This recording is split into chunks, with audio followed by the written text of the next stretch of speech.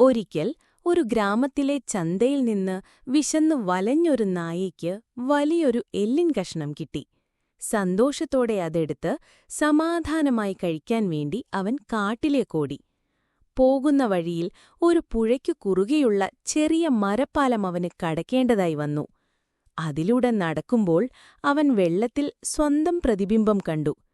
എന്നാൽ ആ വിഡ്ഢിയായ നായ കരുതിയത് അതൊരു വലിയ എല്ലിൻ കഷണവുമായി നിൽക്കുന്ന മറ്റൊരു നായയാണെന്നാണ്.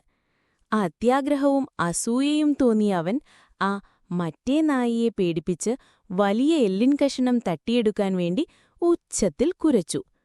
പക്ഷേ കഷ്ടം, അവൻ വായ തുറന്നതും സ്വന്തം വായിലിരുന്ന എല്ലിൻ കഷണം പുഴയിലേക്കു വീണു. ഒഴുക്കിൽപ്പെട്ട് അത് ദൂരേക്കു പോകുകയും ആ നായയ്ക്ക് ഒന്നുമില്ലാതാവുകയും ചെയ്തു. വിഷമത്തോടെയാണെങ്കിലും ഒരു പുതിയ പാഠം പഠിച്ച ആ നായ അവിടുന്ന് നടന്നുപോയി. അത്യാഗ്രഹം കയ്യിലുള്ളതുപോലും നഷ്ടപ്പെടുത്തുമെന്ന് അവൻ മനസ്സിലാക്കി. ഗുണപാഠം: അത്യാഗ്രഹമുള്ളതുകൂടി നഷ്ടപ്പെടുത്താനിടയാക്കും.